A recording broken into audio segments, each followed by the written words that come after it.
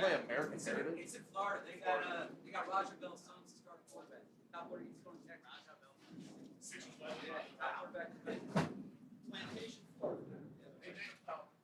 Not the best time. I was talking yesterday about how it's important for position coaches, not just to be good teachers and good coaches, but to work together. It seems like you have that on your staff. How do you get that? How do you build that? How important is that? Yeah, again, if we want our players to connect, it starts with us as coaches of leading the way as far as, leading by example. And we try to do that as coaches to promote that with our players. And so, yeah, so important too, what Walsh said with him and, especially him, Clint, Bobby working in that front seven, working together, right? The group rush is one of the most important things that happen. When you see a quarterback break contain or things like that, it's, there's obviously different reasons for that, but sometimes it's not working in unison as a group. And so it's so important that those guys are on the same page. And I love the fact that Clint and Bobby and Walsh are all on the same page and have a good relationship. So it's just another verification of our culture, of what we want to, have here with the connection, with the togetherness. What did you know about John Mechie before the trade? What do you think he can add to the team? Yeah, obviously really liked him coming out and, with, all our guys, having a bunch of Alabama guys on the roster, talking to those guys as you'd see an Alabama game when he came out of college, because obviously he made a lot of plays there.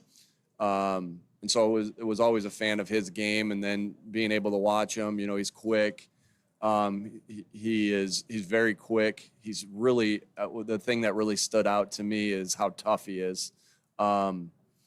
And, just with how he blocks, just how he finishes on the sideline with the ball in his hands, you can just really see there's some similarities that you can tell they got coached by the same guys in college, because there's some similarities to how they finish with that ball in their hands to Devontae. And so, just always been a fan of his game and excited about the things that he can add to this football team. How do you balance, being conservative with certain star players' workloads versus what happens after practice?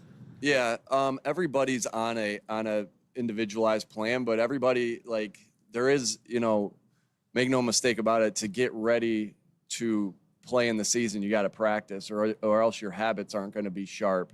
And so everybody, I wouldn't say, Jeff, that we just are conservative with them. If somebody's going through something and he's a second stringer or third stringer and he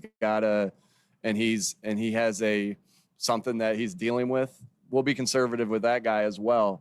Because at this time, and that's obviously the same case with our guys that are starters. And so everybody, we look at that with everybody, but if they're ready to go, they're practice, right? Unless, something went on the day before, their workload was a little high, and then maybe we'll pull back a little bit. So everybody's is individualized, but, if they're ready to go, they're going to practice. And if they have something that's bothering them, that we feel like, our trainers and our doctors feel like they need limitations, we'll do that as well. To that end, Nick, any concern with AJ and Devontae specifically that they won't be ready for week one?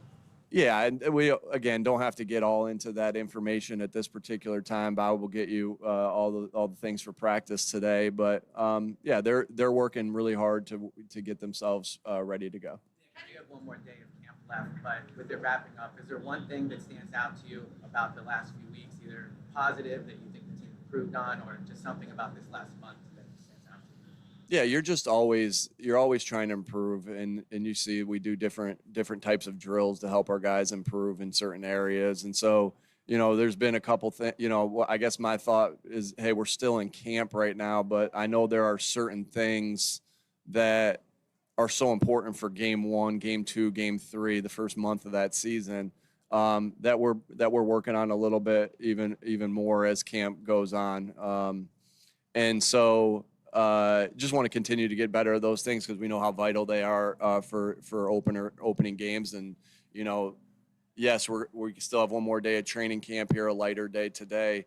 But then it's going to be the shift of the focus will be, hey, getting ready for this first game of the season. On a personal level, what's it been like to see Kevin Patullo in this new role, and how have you seen him put a stamp on the offense? Yeah, I think he's done. Like I've said before, I think he's just so hungry for this job that he's as you would expect from Kevin. He puts everything he has into it. Always here, working hard to do what he can do for our offense to get them in put them in positions to succeed. And like I said, he has great relationships with the players on this team. Where he can have a lot of good communication and dialogue with them.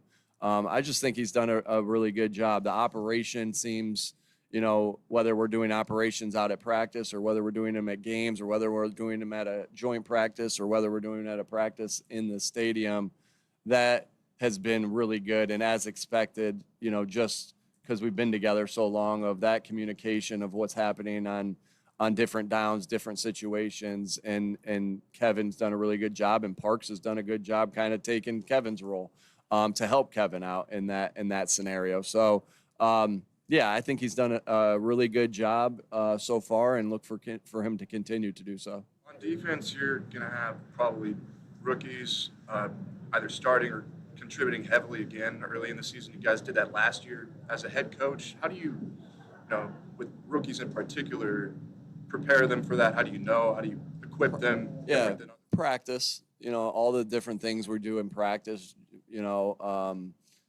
again, when you put guys out there, you trust those guys. You trust them to be in there in those situations. And that doesn't happen. Again, all your confidence of things grow in practice, whether that's my confidence in a play. If I'm deciding to go for it on fourth down, right? Am I confident in that, the players that we're throwing it to and the play that's being called? Well, it's the same thing with practice. When you put somebody out in the field, are you confident with those players and, with the things that are being called to utilize those players? Moving at the reserve tackle spot, do you have, do you want to have a swing guy there? I don't know if that's – yeah, it doesn't have to be, Jeff, right? We'll play if the guy's better on the right, we'll play him on the right. If the guy's better on the left, we'll play him on the left. If the guy's better overall and he's a swing guy, I guess I've done that every single way that you can imagine in my time in the NFL, where sometimes you got a guy that just plays right that's a backup. Sometimes you have one that just plays left, and sometimes you have a swing guy. And so I'm not concerned. I'm not concerned how that looks, as long as we're ready to go as far as having a guy in each position that we need to back up. Staff development, have you considered giving position coaches more responsibility in these preseason games, whether it's defensive play, calling, game management, things like that? No, and here's why, Zach. We're going through our process for us to be ready for a game. Obviously, I've seen that be done, and it works for some people, and that's fine. But everyone's mission is different during training camp. Everyone, in a lot of aspects, everyone's mission is the same, but everyone has different aspects of what they're doing. My job and what I want to do is to sharpen the tools of the things the coaches need to get ready for week one, just like we're doing for the players. And that's kind of an example thing too, right? We need that. First and foremost, we need that work to be able to go through and get ourselves ready to be sharp, because it's been a while since we've done that. But also, you just want to set that example that, we're all trying to improve in things. I used to be around a place where it was like some of the young assistant position coaches would, hey, you go help out with defensive tackle this week instead of the defensive ends. And I still feel the same way about that as I do with this. You want them to continue to sharpen the tools of the things that they're going to be doing in the season, just like with the players. Further on the rookies, to follow up about the rookies, how has Jahad Campbell specifically shown to you things that give you confidence in him? Obviously, again, in practice, you see him make plays, you see him be able to defeat blocks, you see him, he really has great motor to the football, tough, length. And so, and just growing in the defense every day. So, again, it's the daily things, but those are some particular traits that I've seen. Going back to the pass rush drills, we see Connor Barwin as like the stand-in quarterback for those. I guess what are some of the behind-the-scenes ways that he helps get the most out of practice? And is there something about those drills in particular that he does that we might not notice that helps those guys? Yeah,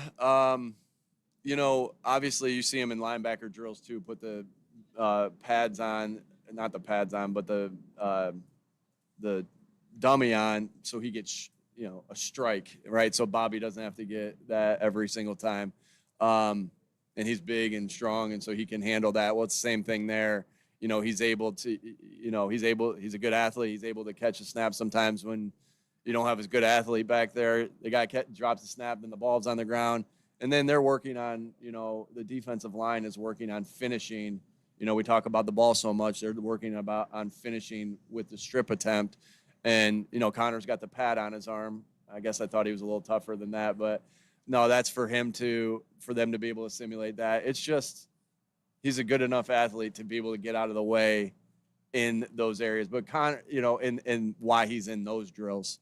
But Connor's so valuable to our football team because, he's helping develop, helping us as coaches, helping Howie and his staff of helping develop guys. And that's your job as a coach is to constantly develop. And the more resources I have and Howie has to be able to develop our team, those are welcomed. I What saw Darren- What do you like about Cooper DeJean at outside and cornerback? And what made you want to try him at this point in training? Yeah, again, just his versatility. You want to be able to have versatility out there, and Coop has that. Coop, obviously he can do a lot of different things. He can punt return. He can play nickel at a high level. He's played corner at a high level. Just a really good football player, and you're testing things out in this time and working different things at this time always. Harris So, Douglas, Cooper, with he's gotten first team reps, obviously by circumstance to a certain point, but as an undrafted kid, as a head coach, how does somebody like that catch your eye? Is it more consistent? Yeah, you got it.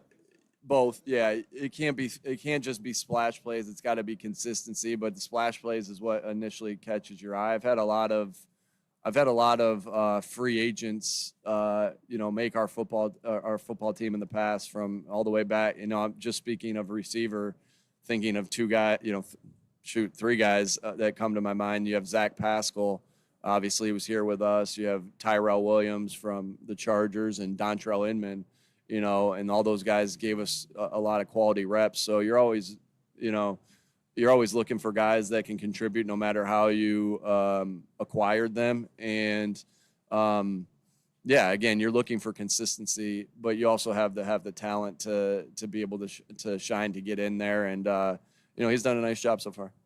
So Douglas on the sideline with the headset, which is atypical for a front office person. What's his role in the game day operations? Yeah, again, we don't need to. I'm not going to get into everybody's operations there. Joe's just a great resource for us to have, and he's awesome at his job, so we appreciate having him.